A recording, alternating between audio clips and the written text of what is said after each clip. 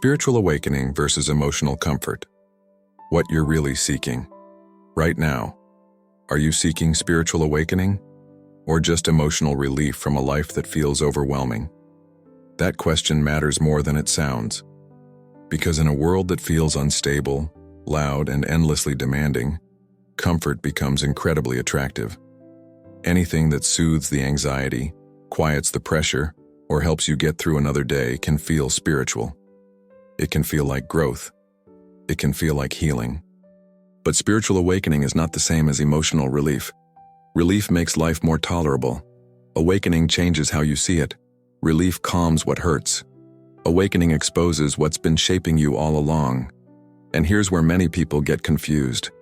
They assume that feeling calmer means they are growing. They assume that peace means progress. But what if peace is not the destination, only the preparation? There are seasons when God does not rush to make you feel better. Instead, He sharpens your awareness. He allows certain comforts to lose their power so that deeper clarity can emerge. This video is not here to take your discomfort away. It's here to help you recognize what you are actually seeking right now. Emotional comfort to survive or spiritual awakening that will transform how you live. Because once you can tell the difference, everything about this season begins to make sense. Why emotional comfort is so easy to confuse with spiritual awakening. At first, emotional comfort and spiritual awakening feel almost identical.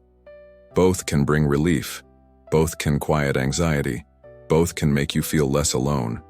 That's why so many people sincerely believe they are experiencing growth when, in reality, they are simply experiencing stabilization. And again, stabilization is not wrong, but it is not the same as transformation. Emotional comfort works by easing internal pressure. It lowers the intensity of fear, softens emotional edges, and gives language to pain. In today's culture, especially in the United States, this kind of comfort is everywhere. Therapy language, affirmation culture, motivational spirituality, and mental health-centered conversations have trained us to associate calm with progress. If you feel better, you assume something is working. If the pain subsides, you assume healing has taken place. Spiritual awakening does not follow that pattern. Awakening does not begin by making you feel better about your life. It begins by making you more aware of it. Awareness comes before peace, not after. Clarity comes before comfort, not because God wants you unsettled, but because comfort without clarity eventually becomes deception. This is where confusion quietly enters faith. Emotional comfort soothes what hurts, but it does not challenge what formed the hurt in the first place. Awakening, on the other hand, touches the root. It disrupts assumptions. It questions patterns you've normalized. It exposes motivations you've justified. That disruption often feels uncomfortable, not because something is wrong, but because something false is being removed. Scripture shows this pattern repeatedly. When Moses encountered God, his life did not become emotionally easier. It became clearer. He saw the injustice he had learned to survive within. Isaiah did not feel comforted when he encountered God. He felt undone. The disciples were not soothed when Jesus called them. They were disturbed enough to leave what was familiar. Awakening always begins with a disturbance of perception. The danger arises when comfort becomes the measure of faith. When you evaluate your spiritual life primarily by how calm you feel, you will avoid anything that threatens that calm. You will interpret discomfort as failure, resistance as fear, and conviction as negativity. Over time, faith becomes something you use to regulate emotions rather than something that reshapes identity. This is why many people feel peaceful, yet unchanged. They pray, they listen, they reflect, but nothing structural shifts. Relationships repeat the same dynamics. Decisions come from the same fears. Life feels manageable but directionless. Not because God is absent, but because awakening has been replaced with emotional maintenance. Biblical peace is not emotional numbness. It is alignment. It is the internal stability that allows truth to surface without destroying you. That's why peace often comes before understanding, not to end the process but to support it. God stabilizes the inner world so the outer patterns can be confronted honestly. Without that stability, awakening would overwhelm instead of refine. In modern terms, emotional comfort regulates the nervous system. Awakening recalibrates interpretation. One helps you survive your circumstances, the other changes how you see them. Survival keeps you functioning. Awakening moves you forward. And forward movement always requires a shift in perception before a shift in behavior.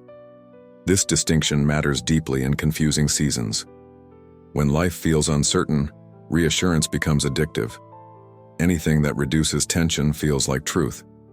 But not everything that feels peaceful is guiding you toward growth. Sometimes it is simply helping you tolerate what you were meant to outgrow. That is why this conversation is necessary. Not to dismiss comfort, but to place it in its proper role. Comfort supports the process. Awakening defines it. When those two are confused, faith becomes stagnant.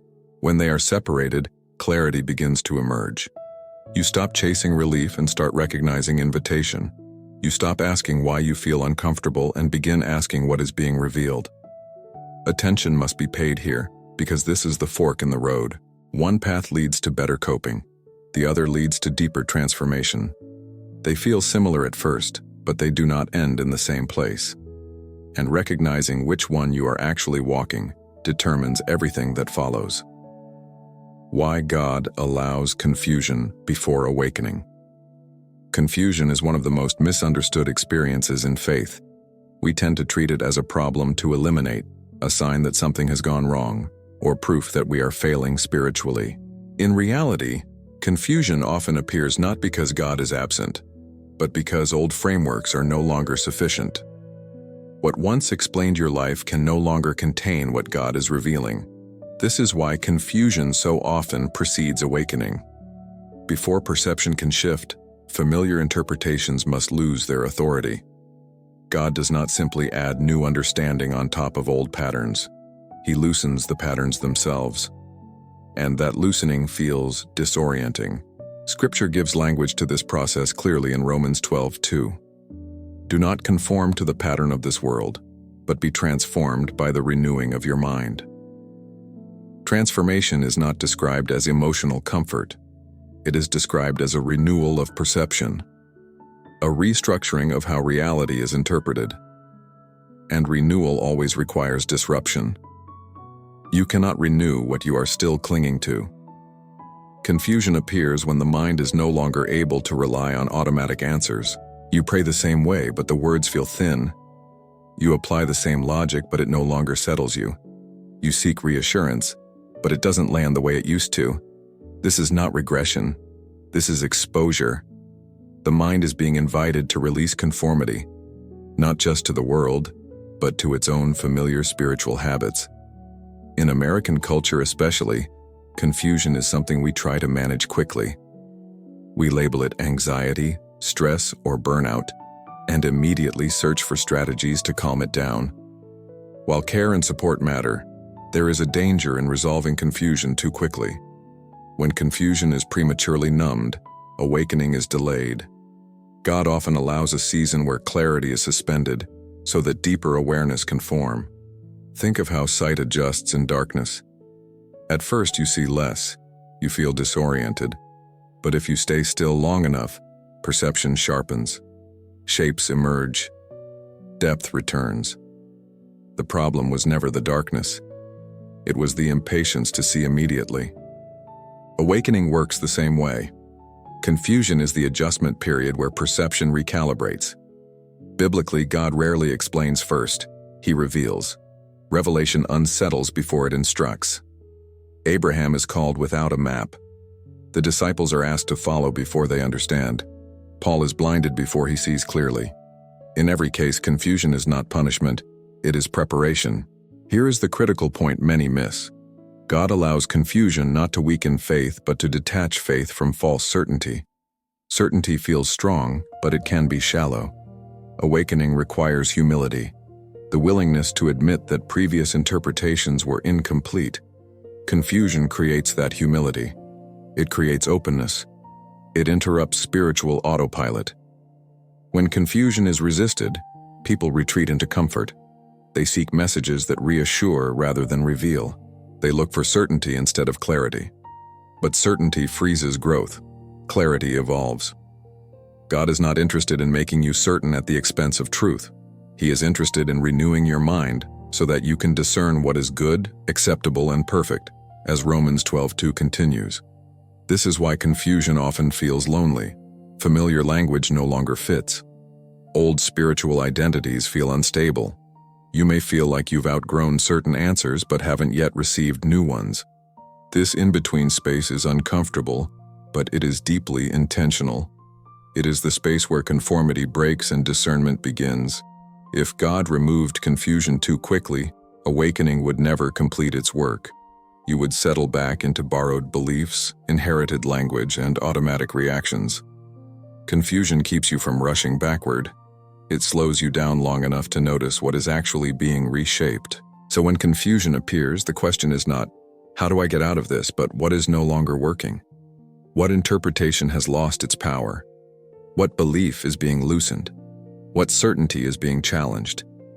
These questions move you toward awakening rather than away from it.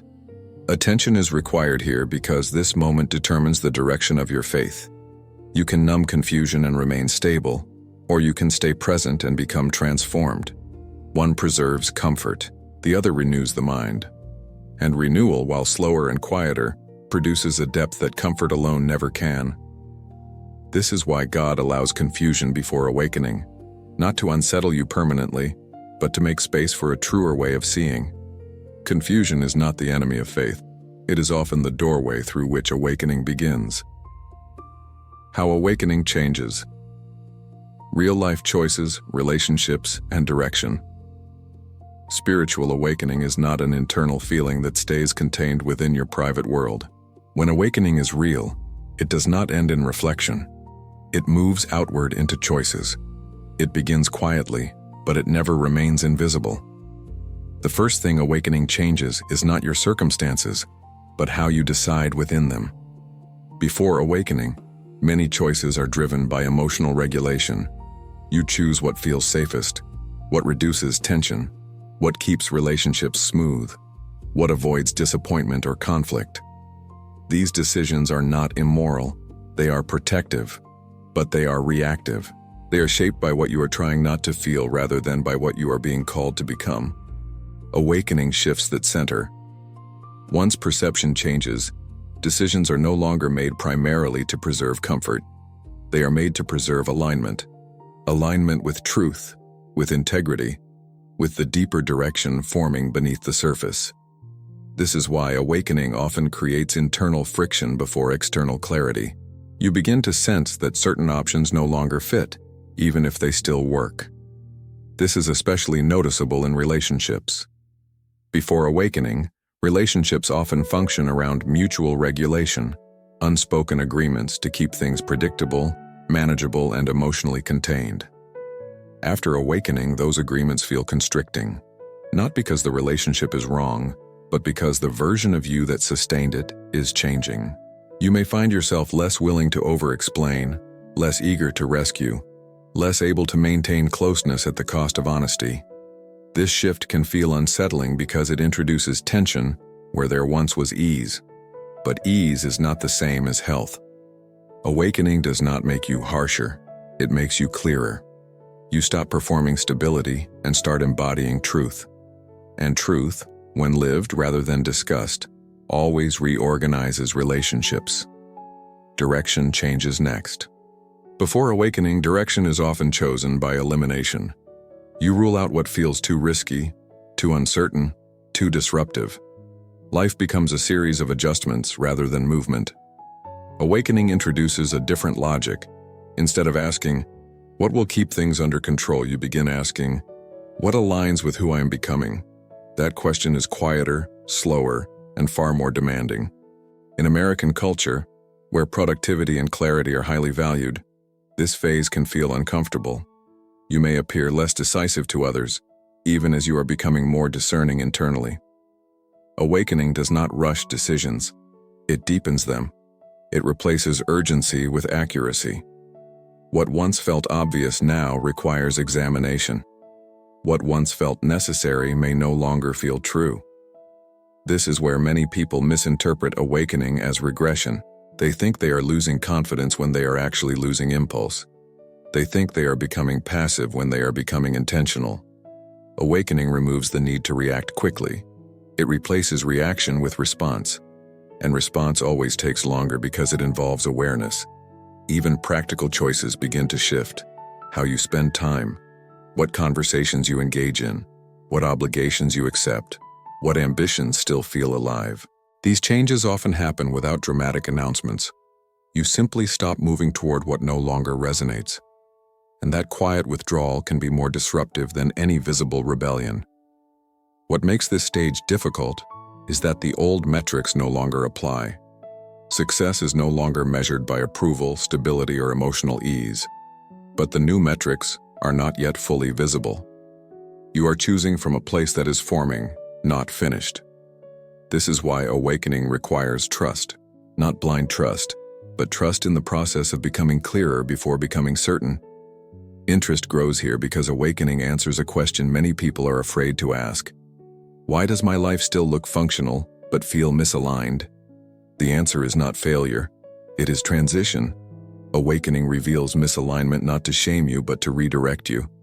It shows you where you have been living reactively rather than intentionally. This is also where faith becomes practical. Not louder, not more emotional, but more embodied. You begin to live differently without announcing belief changes. Your no becomes cleaner. Your yes becomes slower. Your commitments become fewer but deeper. These are not signs of withdrawal. They are signs of consolidation. Awakening does not give you a new life overnight. It gives you a new way of choosing within the life you already have. And over time, those choices compound. Relationships reorganize. Direction clarifies. Identity stabilizes around truth rather than comfort. And without force, without performance, life begins to move in a new direction. This is why awakening matters beyond feeling better. It shapes what you build, who you walk with, and where you are willing to go. Comfort may help you endure your current life. Awakening prepares you to live the next one. Why awakening produces delayed fruit, not immediate results. One of the most frustrating aspects of spiritual awakening is that it rarely produces immediate, visible results. In a culture conditioned to expect quick outcomes, this delay can feel discouraging, even suspicious. People assume that if something is real, it should show results quickly. If awakening is genuine, why doesn't life improve right away? Why don't relationships suddenly become easier, decisions clearer, or circumstances more favorable? The answer is simple but uncomfortable. Awakening changes roots before it changes fruit. Most of what shapes your life is not visible. It is not the big decisions or dramatic moments. It is the quiet, repeated choices made from unexamined beliefs. Awakening does not rush to modify outcomes. It interrupts the internal logic that has been producing them. That kind of change cannot be rushed without becoming superficial. Think of someone who realizes, after years in a stable career, that their choices have been driven primarily by fear. Fear of instability, fear of disappointing others, fear of being seen as irresponsible. The awakening moment doesn't immediately produce a new job, a new income, or a clear next step. What it produces first is awareness, an uncomfortable clarity about motivation. From the outside, nothing changes. From the inside, everything has. In American life, we often mistake movement for progress.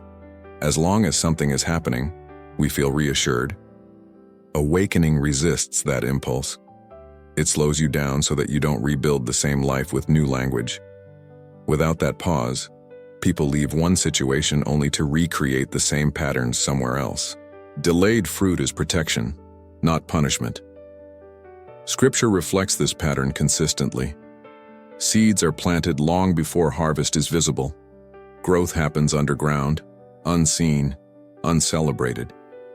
Jesus himself warned that immediate results are not the measure of truth. He spoke of soil conditions, seasons, and patience, realities that don't translate well into a culture of instant feedback. In everyday life, you see this delay when someone begins to set healthier boundaries. At first, nothing improves. Relationships may feel more strained, not less. Conversations become awkward. Misunderstandings increase. From the outside, it looks like things are getting worse, but what is actually happening is exposure. Old dynamics are being revealed because they can no longer rely on automatic compliance. Awakening works this way because it prioritizes integrity over efficiency. Quick results often come from old habits acting faster, not from new awareness acting truer. Awakening insists that decisions come from alignment, not urgency, and alignment takes time to stabilize. Another reason the fruit is delayed is that awakening often removes false motivation before providing new direction. You stop chasing certain outcomes, but you don't yet know what will replace them. That in-between space feels empty. People interpret it as stagnation. In reality, it is detox.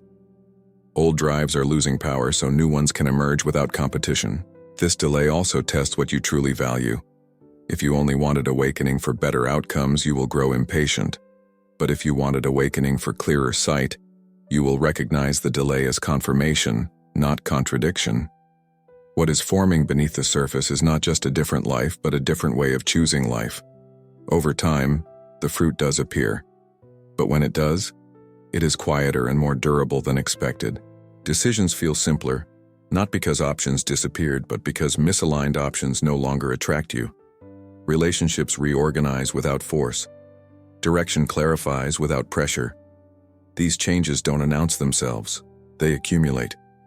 This is why awakening rarely feels dramatic in hindsight. Looking back, people often say, "I didn't realize things were changing until everything was different." That is the nature of delayed fruit. It matures slowly, but it lasts. Understanding this prevents discouragement. It keeps you from abandoning the process prematurely. Awakening is not meant to impress. It is meant to endure. And what endures does not need to hurry. Delayed fruit is not failure. It is evidence that the work is reaching deep enough to matter. And when the harvest finally becomes visible, it carries the stability, clarity, and integrity that only time-tested transformation can produce. Why we crave immediate comfort. More than delayed transformation. There is a reason immediate comfort feels more desirable than delayed transformation, and it has less to do with weakness than with survival. Human beings are wired to seek relief from distress. When pressure rises, the nervous system looks for the fastest way back to safety. This is not a moral failure. It is biology, and in a world that rarely slows down, that instinct is constantly activated. Immediate comfort works because it offers certainty. It tells you that what you feel makes sense and that you don't need to change anything right now. It reduces urgency. It lowers emotional cost. In contrast, delayed transformation asks you to tolerate ambiguity. It asks you to live without visible reassurance while something unseen is forming. For many people, that feels intolerable. Modern culture intensifies this desire. We live in systems designed to minimize discomfort quickly. Same-day delivery, instant feedback, on-demand answers. Waiting feels inefficient. Uncertainty feels irresponsible. When this mindset enters faith, people begin to measure spiritual health by emotional state rather than by depth of perception. Feeling better becomes the goal, not seeing more clearly. There is also a relational reason we crave immediate comfort. Comfort keeps relationships stable. Transformation disrupts them. When you begin to change internally, your reactions shift. Your tolerance for certain dynamics decreases. Your availability changes. Immediate comfort allows you to remain familiar and predictable. Delayed transformation risks misunderstanding, disappointment, and loss. Many people choose comfort not because they fear change, but because they fear relational instability. Scripture hints at this resistance often. When Jesus spoke of seeds that take time to grow, many turned away. When he refused to perform immediate signs on demand, people grew restless. The desire for instant reassurance is not new. What is new is how quickly we can now satisfy it. Immediate comfort also protects identity. If nothing changes, you don't have to reevaluate who you are, what you've believed, or why you've chosen certain paths. Delayed transformation threatens those narratives. It asks difficult questions. Was I avoiding something? Was I living reactively? Was my faith supporting growth or simply managing pain? Comfort lets those questions remain unanswered. Another reason delayed fruit is difficult is that it offers no applause. There is no visible marker of progress, no external validation. You can't point to outcomes and say, "See, it worked." Transformation in this stage is internal, subtle, and often invisible. That invisibility makes people doubt the process. Comfort, by contrast, provides immediate emotional feedback that feels like proof. Desire plays a critical role here. What you desire shapes what you tolerate.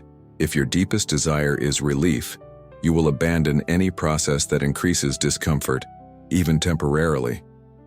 But if your desire shifts toward clarity, integrity, and alignment, you begin to tolerate delay differently. You stop interpreting discomfort as danger and start seeing it as information. This is why many people oscillate between awakening and comfort.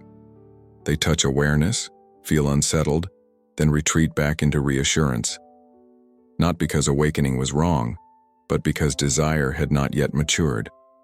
Awakening requires a desire strong enough to endure not knowing, not seeing results, and not being immediately affirmed. God does not condemn this tension. He works within it. But He does not remove it prematurely either, because desire itself must be refined. Faith that matures learns to want depth more than relief. Not because relief is bad, but because relief alone cannot sustain transformation. When desire changes, patience becomes possible. Waiting no longer feels like stagnation. Silence no longer feels like absence.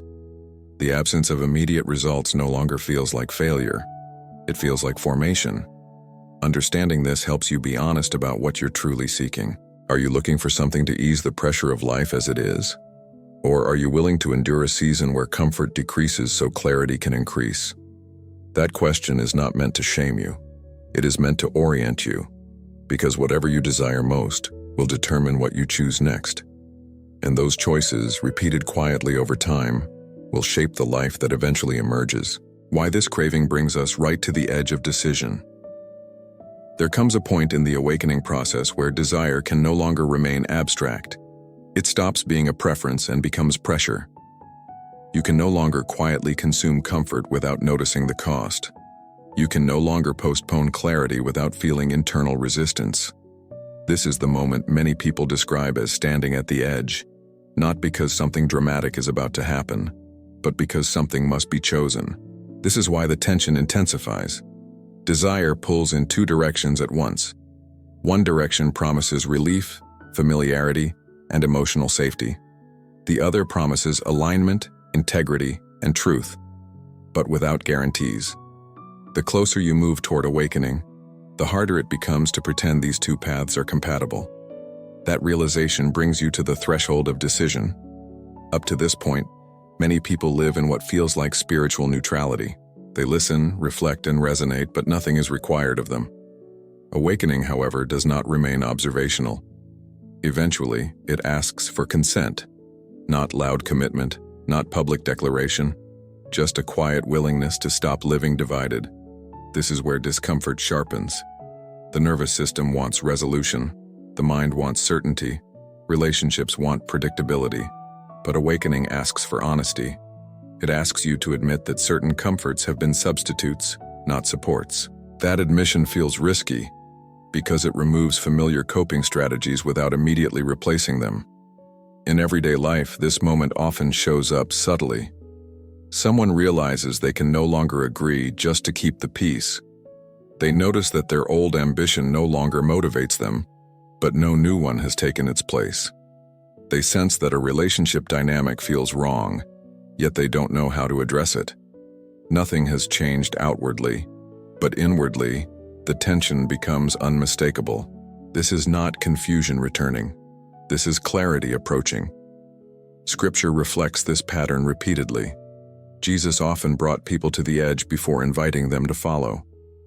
Sell what you have. Leave your nets. Let the dead bury their own dead. These were not impulsive commands. They were moments of decision clarity. The invitation came only after desire had been exposed. Would they choose comfort or transformation? At this stage, many people attempt compromise.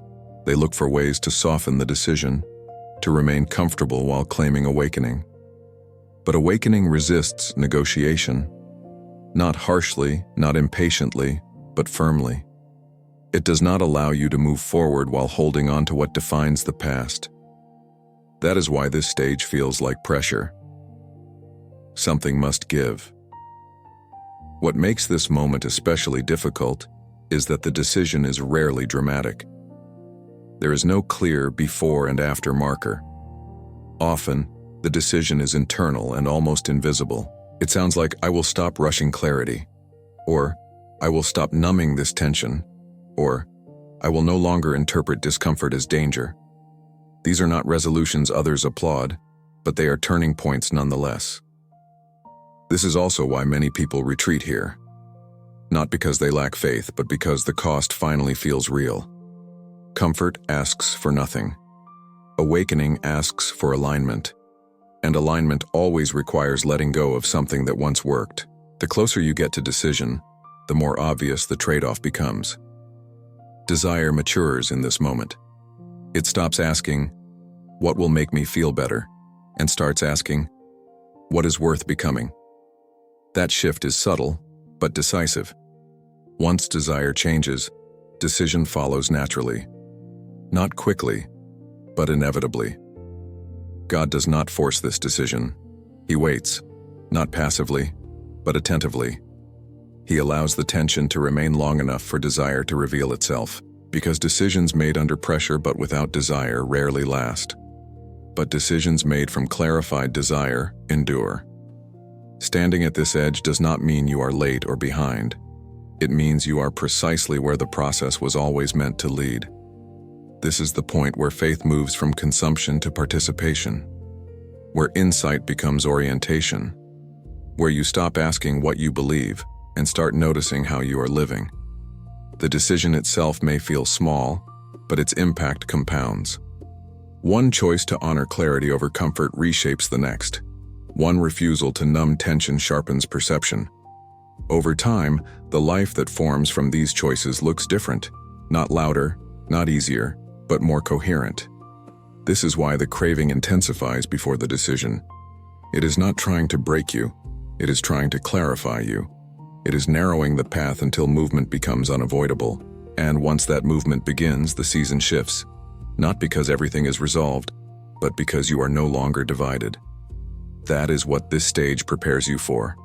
Not certainty, but congruence. Not answers, but direction. And that is enough to step forward.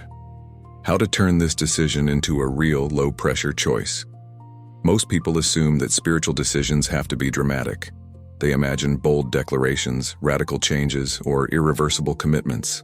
That assumption alone keeps many from choosing anything at all. The pressure feels too high. The cost feels too unclear. So they wait. Not because they are unwilling, but because they believe the decision must be bigger than they can handle. But awakening does not begin with dramatic action. It begins with honest alignment. The kind of decision this season is asking for is not loud. It is not performative. It does not require you to explain yourself to anyone. In fact, the moment it becomes something you need to justify, it loses its power. This decision is internal first. It is about how you relate to tension, not how you resolve it. A low-pressure decision does not try to solve the future. It simply chooses how to stand in the present. Instead of asking, "What will my life look like if I choose awakening?" the question becomes, "What am I no longer willing to numb?" That shift removes urgency and replaces it with honesty. One of the simplest ways to make this decision real is to stop rushing clarity. Many people unknowingly sabotage awakening by demanding answers too soon. They pray for direction while simultaneously avoiding the discomfort that produces discernment. A low-pressure choice sounds like this. I will allow confusion to exist without immediately trying to fix it. I will treat tension as information, not as danger. Another practical way this decision takes form is through restraint. Awakening often asks for fewer reactions, not more actions. You don't need to confront everyone, leave everything, or redefine your life overnight. Often, the most faithful action is pausing the behaviors that keep you emotionally regulated but spiritually stagnant.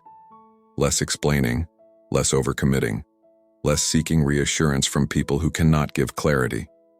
This decision also becomes real through attention. Where you place attention determines what grows. If all your attention goes towards soothing discomfort, discomfort becomes the organizing center of your life. When attention shifts toward noticing patterns, what triggers urgency, what drains integrity, what no longer fits, clarity begins to accumulate naturally. You don't force insight. You make room for it. In American culture, action is often equated with movement. But some of the most decisive actions look like stillness. Choosing not to fill silence, choosing not to distract from discomfort, choosing not to label every uneasy feeling as anxiety. These choices are quiet, but they are not passive. They are active refusals to return to autopilot. A burden-free decision also respects capacity. God does not demand transformation faster than the nervous system can sustain it. That is why peace often arrives before understanding. Stability is provided so that truth can be integrated without collapse. The goal is not intensity, it is coherence. You are not asked to endure more than you can hold, only to stop pretending you are not holding anything. This is where many people misunderstand obedience. They think obedience means immediate execution. In reality, obedience often begins with consent. Consent to see clearly, consent to remain present, consent to let old motivations lose their grip without rushing to replace them. This kind of consent feels small, but it is foundational. A helpful way to frame this decision is to make it time-bound but open-ended. Not "I will change everything," but "for this season, I will choose clarity over comfort." That choice does not trap you. It guides you. It gives your awareness a direction without demanding outcomes. What makes this decision sustainable is that it does not rely on emotion. You will not always feel brave. You will not always feel clear. But you can consistently return to the same orientation. I will not numb what is trying to teach me. I will not rush what is still forming. I will not mistake relief for resolution. When decisions are framed this way, they stop feeling like pressure and start feeling like relief. Not because they remove tension, but because they remove duplicity. You are no longer trying to awaken while clinging to comfort. You are no longer negotiating with yourself. Alignment brings a quiet steadiness that emotional reassurance never could. This is how awakening becomes livable. Not through intensity, but through integrity. Not through dramatic change, but through consistent orientation. Over time, these low-pressure choices accumulate. They shape how you listen, how you respond, and how you wait. And without force, life begins to reorganize around truth rather than fear. Action does not mean moving faster. It means choosing more honestly. And honesty, sustained gently over time, is powerful enough to carry you into the next season without collapse. Small daily practices that keep this choice alive. The most fragile moment in any awakening is not the insight itself, but the day after. Clarity often arrives quietly, but daily life returns loudly. Responsibilities resume. Habits reclaim space. And without intentional practice, even the most meaningful realization can fade back into the background. That is why awakening does not survive on intention alone. It survives through small, repeatable practices that quietly reinforce alignment. The goal here is not to add more discipline to your life. It is to remove the behaviors that dilute awareness. Small practices work because they do not fight your nervous system. They cooperate with it. They allow truth to integrate without creating resistance. One of the simplest practices is learning to pause before interpretation. Most people interpret feelings immediately. Discomfort becomes anxiety. Fatigue becomes failure. Tension becomes danger. Awakening asks for a pause, just a few seconds, before labeling what you feel. That pause interrupts automatic meaning-making. It creates space for awareness rather than reaction. You don't need an answer in that moment. You only need presence. Another practice is reducing emotional commentary. Many people process life by narrating it constantly, internally or out loud. They explain themselves, justify reactions, rehearse conversations, and replay events. While reflection has value, excessive commentary drains clarity. A small practice is to notice when you are explaining rather than observing. You don't need to stop thinking, you need to stop overframing. Silence sharpens perception. A third practice involves attention hygiene. Where attention goes, alignment follows. Awakening weakens when attention is fragmented. This doesn't mean avoiding media or responsibilities entirely. It means becoming selective. Notice what consistently pulls you out of yourself. Notice what numbs rather than informs. Choose once a day to redirect attention towards something grounding, not stimulating, not soothing, but stabilizing.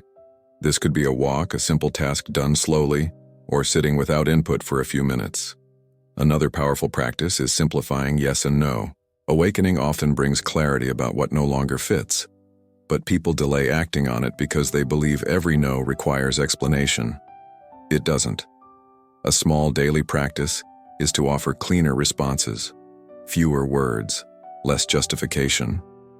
Not as a boundary statement, but as an internal discipline. When you stop over-explaining, you preserve energy for discernment. There is also the practice of allowing unresolved tension to exist. This may be the hardest one. Each day something will feel unfinished. A conversation, a decision, a question. The old pattern rushes to resolve it emotionally. Reassurance, distraction, premature conclusion. Awakening asks you to let it remain open just a little longer. Not forever. Just long enough to learn from it. Tension held consciously becomes information. Tension numbed becomes noise. Another small practice is shifting the question you ask yourself. Instead of asking, "How do I feel about this?" ask, "What is being revealed here?" Feeling-based questions often loop. Awareness-based questions open. This doesn't remove emotion, it contextualizes it. Over time, your inner dialogue becomes less reactive and more discerning. Daily practice also includes recognizing when to stop seeking input. In confusing seasons, people consume more content hoping for clarity, but too much input fragments insight. A small but crucial practice is to limit how often you seek reassurance from others, from media, or from spiritual content itself. Sometimes the most faithful response is to stop listening and start noticing. Even physical habits matter. Awakening integrates better when the body is regulated. Simple routines, consistent sleep, regular meals, basic movement, support clarity more than intense spiritual effort ever could. Stability in the body allows truth to land without overwhelm. This is not self-care as indulgence, it is self-care as capacity building. These practices are intentionally unimpressive. They don't produce instant results. They don't generate emotional highs. And that is precisely why they work. They keep you oriented without exhausting you. They reinforce the decision you've already made. Clarity over comfort, presence over numbing, alignment over urgency. Over time, these small practices create a noticeable shift. You react less. You listen more. You rush less. You choose with greater ease. Not because life becomes simpler, but because you are no longer divided within it. Awakening becomes something you live, not something you revisit occasionally. The power of these practices is not in their intensity, but in their consistency. You don't need to do them perfectly. You only need to return to them gently. Each return strengthens the orientation. Each small choice reinforces the path. This is how awakening remains alive in ordinary days, not through constant insight, but through quiet fidelity to awareness. And when life eventually shifts, as it always does, you will recognize that these small practices were not just maintenance. They were preparation, the frame that makes this way of living sustainable. The difference between a moment of awakening and a transformed life is not intensity. It is sustainability. Many people experience insight. Fewer people learn how to live from it without burning out, backtracking, or numbing themselves again. That is why awakening requires a frame. Not a rule, not a pressure system, but a way of holding the process that makes consistency possible. Without a frame, practices become chores. Awareness becomes effort. Clarity becomes something you must maintain rather than something you inhabit. Over time, fatigue sets in. People don't abandon awakening because it was wrong. They abandon it because they tried to carry it with willpower instead of orientation. The sustainable frame is this: awakening is not something you perform. It is something you return to. Return changes everything. When you believe you must stay awake at all times, every moment of distraction feels like failure. But when awakening is a return point, distraction becomes information, not condemnation. You don't ask, "Why did I lose clarity?" You ask, "What pulled me away?" That question keeps awareness alive without shame. This frame also removes urgency. Urgency exhausts discernment. When you rush growth, you default to old patterns because they are faster. Awakening matures when you allow it to unfold at the pace your life can actually sustain. Slow does not mean stagnant. Slow means integrated. Another part of this frame is understanding seasons. No one lives in constant intensity. Scripture itself is structured around seasons: planting, waiting, growth, harvest. Awakening respects that rhythm. Some days awareness is sharp. Other days it is quiet. The goal is not consistency of feeling, but consistency of orientation. You keep facing the same direction even when visibility changes. This frame also reframes struggle. Struggle is no longer proof that you are doing something wrong. It becomes evidence that something meaningful is being carried. When resistance shows up, you don't immediately try to eliminate it. You examine it. What is being threatened? What is being asked to loosen its grip? This turns difficulty into discernment instead of discouragement. Sustainability also requires compassion toward capacity. Awakening does not demand more than your nervous system can hold. That is why peace so often accompanies real transformation, not as a reward, but as support. God does not rush you into truth faster than you can integrate it. He stabilizes you so that awareness does not become overwhelming. This frame changes how you relate to setbacks. Instead of seeing them as regressions, you recognize them as reminders. You notice sooner when you've drifted. You return faster. The distance between awareness and action shortens over time.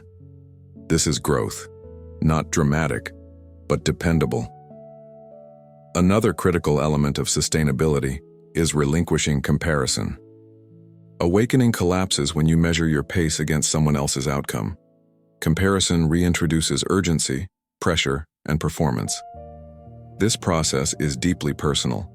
God is not forming a template. He is forming a person.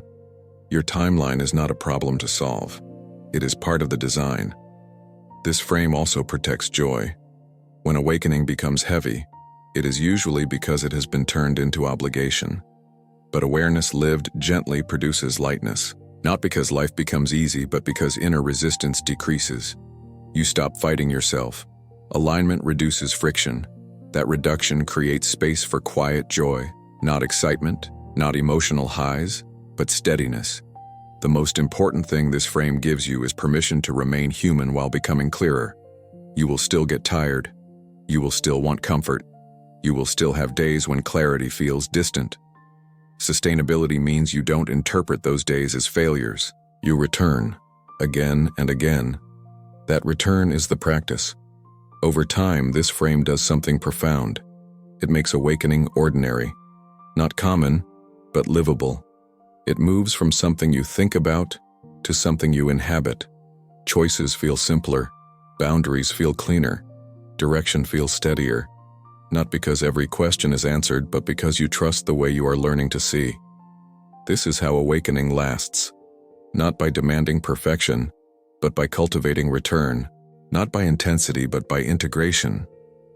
And when this frame holds, the life that forms around it becomes resilient, capable of carrying clarity through change, disruption, and uncertainty without losing itself. This is not the end of the journey. It is the posture that makes the journey possible. Let us not become weary in doing good, for at the proper time we will reap a harvest if we do not give up. You don't need to decide everything tonight. You don't need answers before you rest. And you don't need to force clarity where it hasn't formed yet. What you need is simpler, and harder. To stop numbing what is trying to teach you, to stop rushing what is still being shaped, and to trust that the work happening beneath the surface is not wasted. Awakening is not about feeling more spiritual. It's about seeing more honestly, and honesty, practiced gently over time, is what changes a life. If this message resonated, let it stay with you quietly, not as pressure, not as a task, but as an orientation you can return to. Because the fruit you're waiting for is not delayed by absence, it's delayed by formation. In the next video, we'll talk about what happens when your environment starts changing before your understanding does, and how to recognize that shift without resisting it or misinterpreting it as failure. If this season feels unfamiliar, unstable, or strangely quiet, that next message will help you understand why. I'll see you there.